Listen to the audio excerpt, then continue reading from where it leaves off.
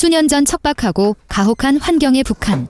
매년 수만 명의 사람들이 목숨을 걸고 남한으로 넘어옵니다. 우리는 이들을 탈북자라 부르죠. 한국에 정착한 지 2년 차가 된 지동철. 최근 최경이라는 열혈 PD의 타깃이 됩니다. 하지만 동철은 매번 그녀를 매몰차게 쫓아내고 결국 경이는 몰래 뒤를 밟으며 밀착 취재를 시작하죠. 어느 날 밤 허름한 술집을 찾는 동철. 왔어요. 동철을 기다리고 있던 건 해주그룹의 박 회장입니다. 수십 년 전 북한에서 넘어온 그는 동철이 남한에 오자마자 자신의 운전기사로 거뒀죠. 북에 두고 온 아들과 너무나 닮았기 때문입니다. 그래서 박 회장은 동철의 사직서를 반려하며 계속 자기 곁에 남아달라고 부탁합니다.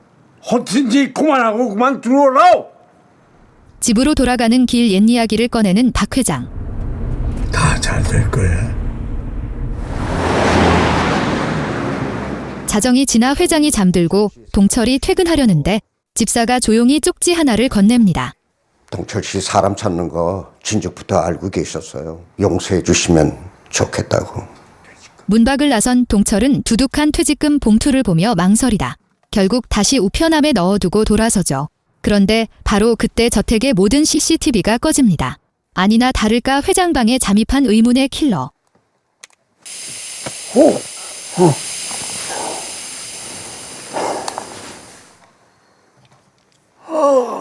그 순간 수상함을 눈치챈 동철이 들이닥칩니다.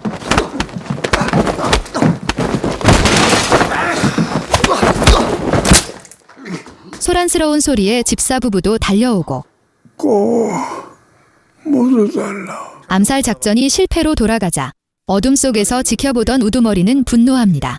그는 즉시 경찰로 위장한 수하를 보내 현장을 수습하려 하죠. 아저씨? 원래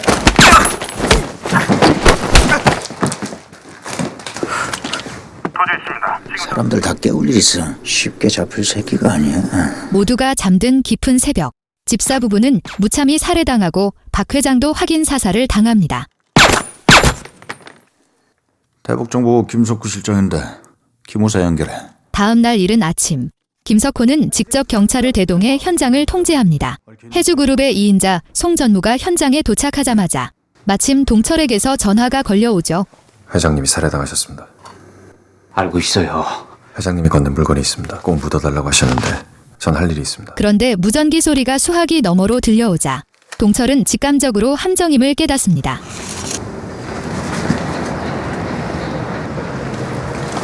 놈들이 방에 들이닥쳤을 때 동철은 이미 사라진 후였죠. 은신처가 발각되자 급하게 빠져나온 동철은 때마침 밖에서 대기하던 최경희의 차에 올라탑니다. 가요. 드디어 인터뷰를 해주는 줄 알고 신난 두 사람. 하지만 시내 전광판엔 박 회장의 사망 뉴스가 대서특필되고 동철 씨 어제 박 회장 만나러 같은 시각 김석호와 수뇌부들은 박 회장 피살 사건을 명분으로 경찰과 국정원 합동 수사본부를 꾸리기로 합의합니다.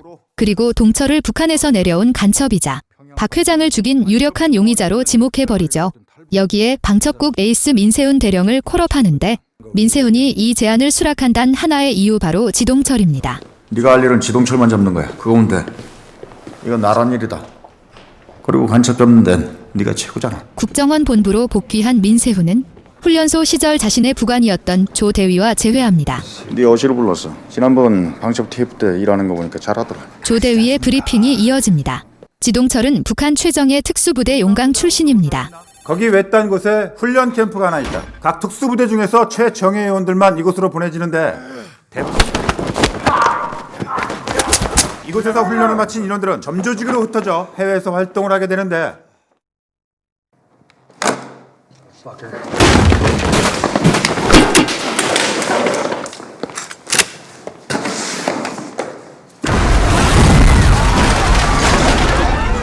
그러던 중 2009년 홍콩에서 사건이 하나 일어났다. 북한의 무기 밀수출 첩보를 입수한 우리 측이 방첩부대 요원들을 파견했는데 그 사이 다른 배에 실린 북한의 무기는 필리핀으로 넘어갔다. 그로부터 얼마 후 교란작전에 투입됐던 북측 요원이 그래, 그 사람이 우리의 타깃 지동철이다. 브리핑이 한창이던 그때 현장 요원들에게서 무전이 걸려옵니다. 지동철 집에서 총이 발견됐습니다. 박 회장 저격 때 사용한 총 같답니다. 총에 묻은 짐을 채취하고 남은 총을 보내서 박 회장 몸속에 박힌 거라 비교해. 게다가 동철의 집 벽면에는 알 수 없는 이름과 번호들이 빼곡히 적혀 있었는데 그중 리광조라는 이름이 유독 눈에 띕니다. 한편 동철과 엮여 국정원으로 끌려온 최경희. 조 대위가 벌써 그녀의 뒷조사를 끝마쳤네요. 취조실에 들어간 민세훈은 자료를 거칠게 내던집니다. 지동철한테 털려고 했던 게 뭐야? 상황 파악이 잘 안 되신 모양인데 이거 살인 사건이에요. 팽팽한 기싸움이 벌어지던 바로 그때 상황실로 동철의 전화가 걸려옵니다. 사건의 총책임자를 찾겠다는 그의 목소리. 오랜만이다 지동철. 수화기 너머의 목소리에 흠칫 놀라는 동철. 상대가 누군지 단번에 알아차립니다. 민세훈이 바로 09년도 작전의 진압 대장이었던 거죠. 당시 작전 실패로 민세훈은 인질 신세가 되는데 쏴라. 지금 안 쏘면 내가 너 죽인다. 동철은 그를 죽일 수 있었음에도 지갑 속에 있던 딸의 사진을 보고는 목숨을 살려준 겁니다.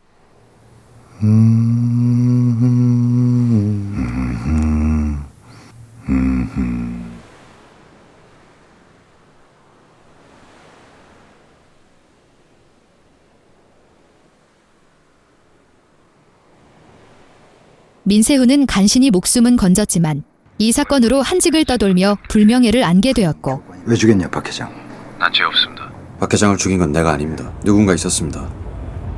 주사기를 들고 있었고 조금만 시간을 주면 조용히 죽어주겠습니다. 동철의 도발에 민세훈의 눈빛이 살기로 번뜩입니다. 죽어도 내 손에 죽어야 한다며 무섭게 경고하죠. 청량리에 있는 삼익맨션으로 갑니다. 거기 내 시체가 있을 겁니다. 동철이 죽음을 암시하자 옆에 있던 최경희가 다급하게 민세훈을 말립니다. 그 사람 죽인 사람 따로 있다고. 저하고 애 죽인 사람 찾는 거라고. 한편 김석호 역시 보고를 받고 상황을 눈치챕니다. 동철이 그토록 찾아 헤매던 타깃이 바로 리광조라는 거려. 과거 끈끈한 전우였지만 동철의 처자식을 죽인 원수. 탈북 후 리광조는 북진회라는 단체에 들어갔는데 겉으로는 대북 사업을 하는 기관처럼 보이지만 실상은 김석호가 비밀리에 운영하는 암살 조직이었습니다. 삼익 아파트에 도착한 리광조. 김석호에게서 다급한 지시를 받습니다. 일광조, 네 총 여기 있다. 건너편 건물 옥상에선 이미 북진회 소속 킬러가 동철을 노리며 스나이퍼건을 세팅 중이었죠. 그런데 어둠 속에서 동철이 그를 기다리고 있습니다. 총 있는 걸 보니까 기관일 하나 보다. 아 새끼, 오랫동안 찾았는데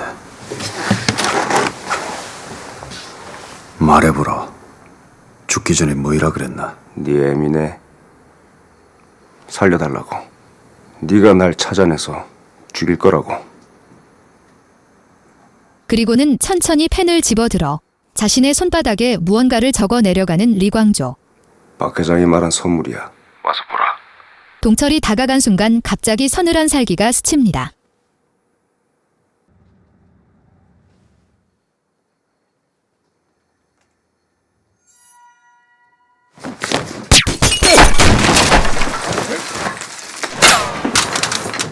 뒤쫓으려던 동철은 스나이퍼의 사격에 발이 묶이고 맙니다. 아파트를 빠져나오자 출동한 경찰들이 들이닥칩니다.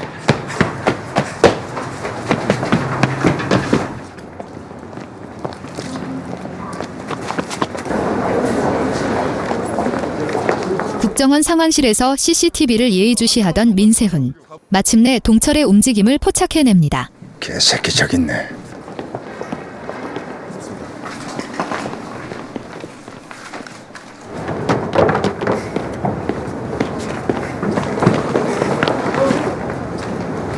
그냥 쫓기는 게 아니잖아. 누굴 쫓는 것 같은데? 경찰의 포위망을 가까스로 벗어난 그때 손에 쥔 리광조의 핸드폰이 요란하게 울립니다. 리광조 어디 있나 리광조.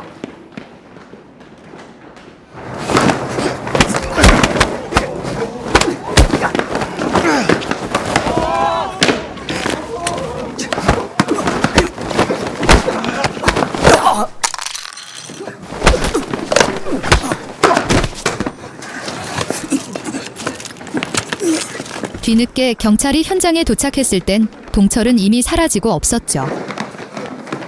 그 새끼 뭐하는 새끼야? 저희들하고 같은 뭔가 구린내가 진동함을 직감한 민세훈. 그 길로 곧장 김석호의 사무실로 쳐들어갑니다.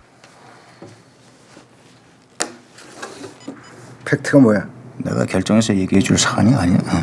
걔가 지금 가지고 있는 그거 국가 안보에 무척 중요한 거고. 민세훈이 현장에서 주운 독침을 탁자 위에 던져버립니다. 실력 좀 북한에도 포섭해서 만든 조직. 네가 관리하지. 뭔진 모르겠지만 그림 만드는 건 좋은데. 그날 밤 부검이를 조용히 따로 찾아간 민세훈. 발견된 총에서 나온 거랑 박 회장 몸에서 나온 거랑 페이퍼 나오면 그걸로 끝나는 거야. 왜 사람 못 믿고 오라가라. 계속되는 의혹 제기로 인해 특검이 꾸려진다. 민세훈은 이 사건의 파장이 보통이 아님을 경고하며 혹시라도 조작이 밝혀지면 독박을 쓸 수 있다며 압박하죠. 같은 시각 최경희가 조사하던 자료에서 지동철의 숨겨진 과거를 찾아낸 조대위. 왜 지동철이가 홍콩 결혼작전 이후에 지발로 북한으로 들어갔잖아요. 김정일이 사망하기 전에 김정은을 후계자로 지목하면서 09년 작전 이후 북으로 복거했던 동철. 하지만 당시 북한은 잔혹한 피해 숙청이 한창이었습니다. 가족의 얼굴도 보지 못한 채 반역죄로 체포된 동철. 사형대에 오르기 직전 그는 아내와 딸이 중국으로 피신했다는 뉴스를 보게 되고 그 한 줄기 희망이 그를 미치게 만들죠.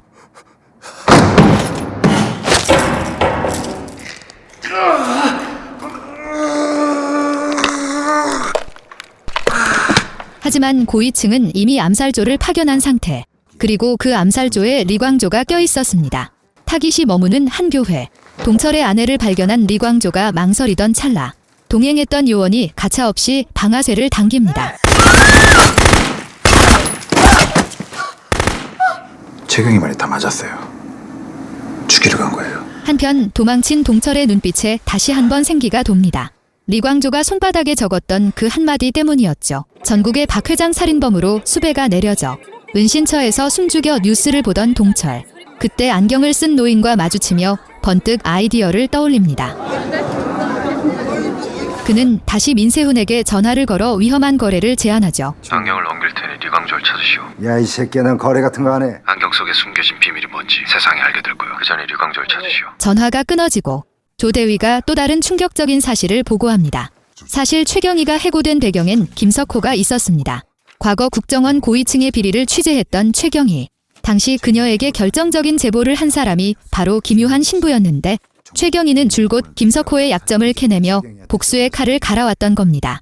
동철이 탈북했을 때 김석호가 스카우트를 제의했다는 사실을 알고 그를 결정적 증인으로 삼기 위해 그렇게 끈질기게 매달렸던 거죠. 다음 날 아침 일찍 동철이 최경희에게 전화를 걸어옵니다. 드릴 게 있는데 좀 도와주시겠습니까? 그리고 이어서 민세훈의 심기를 또 긁어놓죠. 리광조 찾았습니까? 야, 이 새끼야, 사람 찾는 게 그렇게 쉬운 줄 알아? 민세훈이 역정을 내자 칼같이 전화를 끊어버리는 동철. 바로 그때 최경희의 차량 이동이 레이더에 포착됩니다. 최경이하고 반대 방향인데? 민세훈은 경찰 병력을 두 조로 나누어 출동시킵니다. 민세훈은 직접 동철을 박살내러 현장으로 튀어나가죠. 동철의 위치를 맹추격하던 경찰 병력은 마침내 한 택시를 포위하는 데 성공하는데 앞불사 문을 열고 보니 핸드폰만 덩그러니 놓여 있습니다. 그 시각 이미 최경희와 합류해 도주 중인 동철. 유유히 경찰의 포위망을 빠져나가려던 찰나 거대한 검은색 차량이 이들을 사정없이 들이받습니다. 충격에 휩싸인 동철이 고개를 들자 보이는 얼굴 바로 민세훈입니다.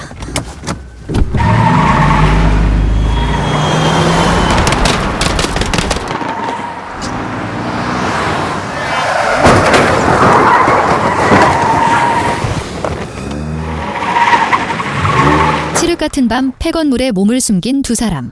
마침내 박 회장의 안경에 숨겨진 비밀이 드러납니다. 지금 보시는 것이 박건호 회장이 숨지기 직전 건넸다는 문제의 안경입니다. 마이크로 PC가 숨겨진 것으로 보입니다.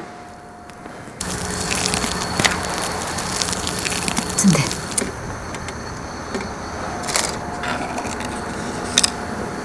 모든 작업을 마친 동철이 핏기를 잃고 비틀거리자 그제야 최경희는 그의 등에 박힌 총상을 발견합니다.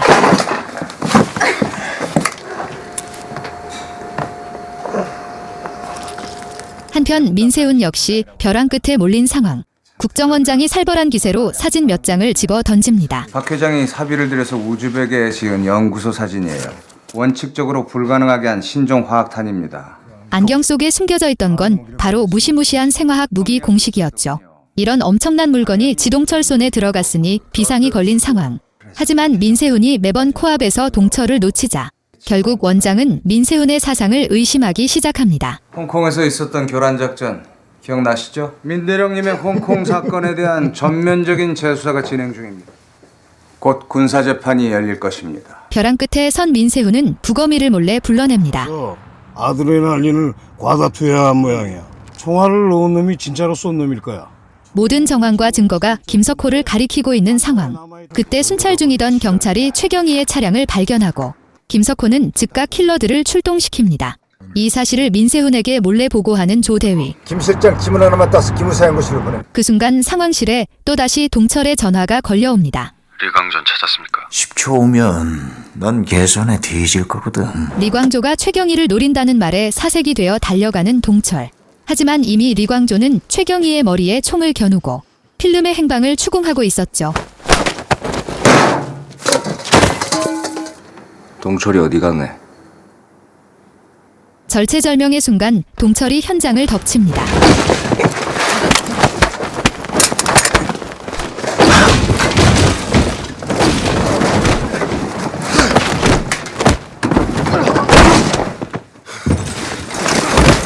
짐승처럼 엉겨붙어 혈투를 벌인 끝에 리광조를 제압하는 동철.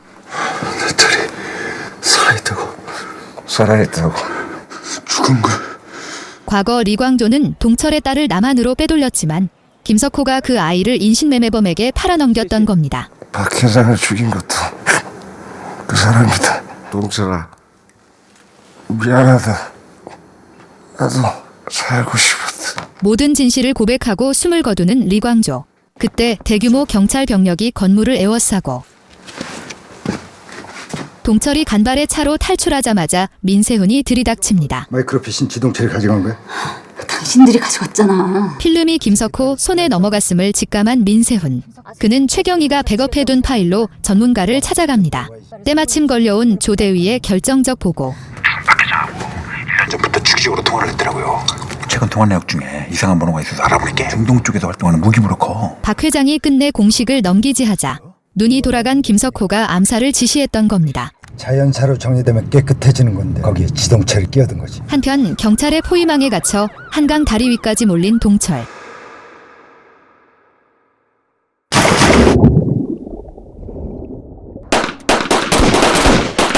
한낮이 되어 연구소에 도착한 민세훈 일행. 전문가들이 드디어 공식의 암호를 해독하기 시작합니다. 같은 시각 손에 넣은 필름으로 무기상과 거래를 시도하는 김석호. 그런데 연구소에서 충격적인 반전이 밝혀집니다. 이건 생화학 무기 공식이 아니라 신종 미생물의 분자 구조식이란 겁니다. 구조가 너무 비슷해 무기로 오인하기 십상이지만 이 미생물은 메밀의 수확량과 생존율을 기적처럼 끌어올리는 세상을 구원할 슈퍼시아대 설계도였죠. 화학무기처럼 보이지만 세계가 깜짝 놀랄 새로운 공식이에요. 북쪽에 준다는 선물이 이거였어. 이거면 북쪽 위기를 전부 해결할 수도 있겠네요. 그 시각 가짜 무기임이 들통나 차에서 쫓겨난 김석호. 이 모든 떡밥을 던졌던 송 전무에게 다짜고짜 전화를 겁니다. 500억! 사건 마무리될 때까지 현찰로 준비하라고. 뻔뻔하게 국정원으로 복귀한 김석호. 긴급 기자회견을 열고 조작된 증거들을 언론에 뿌려댑니다. 그 순간 문을 부수고 난입한 동철이 총구를 겨눕니다. 묻는 말 하나 대답하라. 어디다 팔았니, 썩을 새끼야. 진짜 보고 싶은 모양이야. 내가 죽으면 넌 영원히 네 딸을 못 찾을 테니까. 아수라장이 된 틈을 타 주랭랑을 치는 김석호. 하지만 그 앞을 민세훈이 딱 가로막고 서 있죠.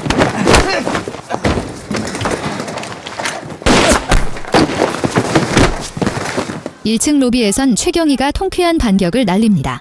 기자들을 전부 모아놓고 김석호의 만행을 까발려 버리죠.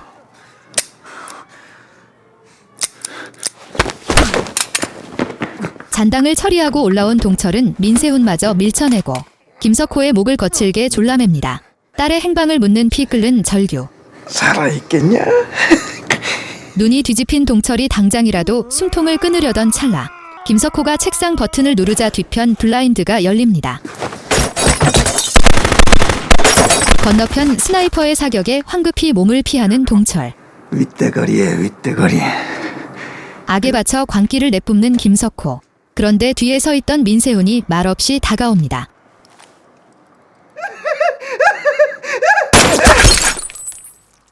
탕하는 총성과 함께 짐승 같던 김석호의 숨통이 끊어집니다.